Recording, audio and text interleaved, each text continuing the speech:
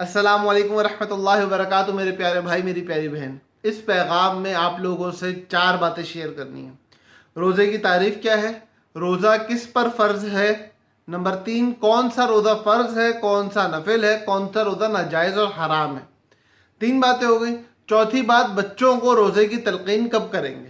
یہ 4 باتیں اس ویڈیو کے اندر آپ کے سامنے آئیں گی، پوری ویڈیو دیکھیے گا اور دین کے اس اہم ترین مسئلے کو تفصیل سے سمجھنے کی کوشش کیجیے گا۔ روزے کی تعریف آسان ہے کہ صبح صادق سے لے کے غروب آفتاب تک، صبح صادق سے لے کے غروب آفتاب تک، صبح صادق یعنی فجر کے داخل ہونے کا وقت، غروب آفتاب یعنی کہ مغرب کے داخل ہونے کا وقت، صبح صادق سے لے کے غروب آفتاب تک روزے کی نیت سے کھانا پینا ہم بستری، صبح صادق سے لے کے غروب آفتاب تک روزے کی نیت سے کھانا پینا ہم بستری چھوڑ دینے کا نام روزہ ہے۔ جو بندہ روزے کی نیت سے نہیں ہے اس کا روزہ نہیں ہوگا، جو کھا رہا ہوگا اس کا روزہ نہیں ہوگا، جو کچھ پی رہا ہوگا اس کا روزہ نہیں ہوگا۔ اسی طرح جو بندہ اپنی بیوی سے ہم بستری کر رہا ہوگا اس کا بھی روزہ نہیں ہوگا۔ پہلی بات ہوگی روزے کی تعریف سامنے آ گئی، اللہ پاک ہمیں اس تعریف کے مطابق روزہ رکھنے والا بنائے۔ دوسری بات، روزہ کس پر فرض ہے، مطلب روزہ رکھنے کا اہل کون ہے، ایلیجیبل کون ہے۔ لازمی بات ہے، ایک بڑی عبادت ہے، اعلیٰ عبادت ہے، اس کے لیے اوصاف کی ضرورت ہوگی، ہر کوئی روزہ نہیں رکھ سکتا۔ روزہ رکھنے کے لیے بنیادی اور سب سے پہلی جو وصف کی ضرورت ہے وہ ہے مسلمان ہونا۔ کافر روزہ رکھنے کا اہل نہیں ہے، کافر روزہ رکھنے کا اہل نہیں ہے، کافر کو روزے کا حکم نہیں دیا جائے گا۔ دوسری بات، بندہ عاقل ہونا چاہیے، مجنون یا پاگل نہ ہو۔ نمبر 3، بچہ بالغ ہو نابالغ نہ ہو۔ جس میں یہ 3 اوصاف پائے جا رہے ہیں وہ بندہ مسلمان ہے، وہ بندہ عاقل ہے، وہ بندہ بالغ ہے، وہ روزہ رکھنے کا اہل ہے، ان کو حکم دیا جائے گا۔ اب وہ کون سے روزے ہیں جو فرض ہیں، وہ کون سے روزے ہیں جو نفل ہیں، وہ کون سے روزے ہیں جو حرام ہیں۔ تو یاد رکھیں کہ رمضان المبارک کے روزے ان 3 اوصاف رکھنے والے یعنی کہ عاقل بالغ مسلمانوں پر فرض ہیں، ان کے اوپر روزے رکھنا ضروری ہے، لازمی ہے، چھوڑنا گناہ ہوگا۔ اسی طرح جس طرح رمضان المبارک کے روزے رکھنا فرض ہے، اسی طرح قضا کے روزے، کفارے کے روزے۔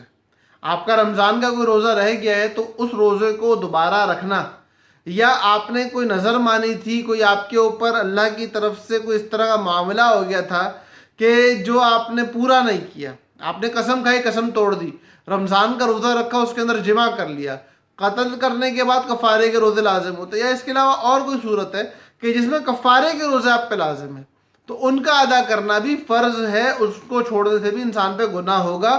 اگر بنا ادا کیے مر گیا تو آخرت میں مواخذہ ہوگا۔ صحیح۔ نمبر 1 رمضان المبارک کے روزے، نمبر 2 قضا کے روزے، نمبر 3 کفارے کے روزے، نمبر 4 اور 5 نظر معین اور غیر معین۔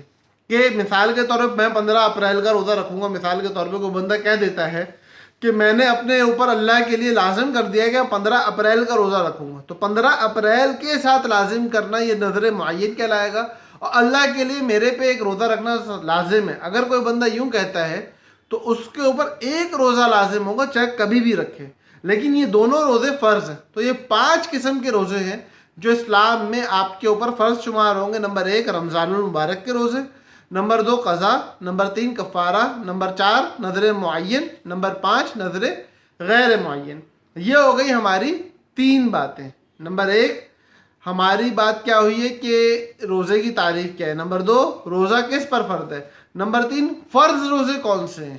اب ان کے علاوہ پورے سال میں کبھی بھی رکھے جانے والے روزے، چاہے وہ محرم الحرام میں ہو، چاہے وہ آپ کے عاشورے کے عاشورہ محرم الحرام ہی ہو گیا، اس کے علاوہ شب رات کے روزے ہوتے ہیں، یا شب معراج کا روزہ ہوتا ہے، یا اس کے علاوہ عرفہ کا روزہ ہے، یا 10 ذی الحجہ تک روزے رکھے جاتے ہیں، رجب کے شعبان کے روزے رکھے جاتے ہیں، یہ سب کے سب نوافل روزے ہیں، رکھو ثواب ہے، نہیں رکھو کوئی گناہ نہیں ہے۔ اس کے علاوہ عید الفطر، عید الاضحیٰ اور عید الاضحیٰ کے بعد 3 دن، یہ 5 روزے ایسے ہیں کہ اسلام میں ان کے رکھنے کی اجازت نہیں ہے، یہ ناجائز اور حرام ہے۔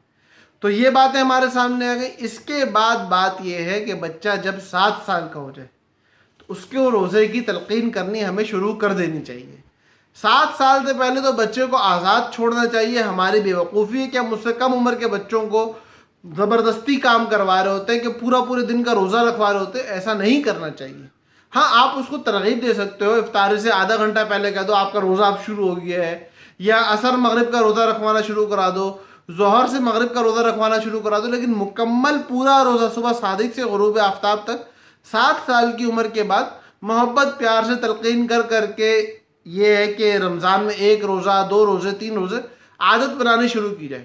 10 سال کی عمر میں کوشش یہ کی جائے کہ اس کو اب تیار کیا جائے کہ پورا رمضان وہ روزہ رکھنے والا بنے. جب وہ کوشش کرے گا 15 روزے 16 روزے 18 روزے رکھنے پہ آ جائے گا, اس کے بعد جب وہ بالغ ہوگا تو اس کی عادت بن چکی ہوگی 7 سال سے جو آپ اس کو لے کے چل رہے ہوگے کہ پورا روزہ پورا رمضان, تو انشاءاللہ آپ کا بچہ کبھی رمضان کے روزے نہیں چھوڑے گا.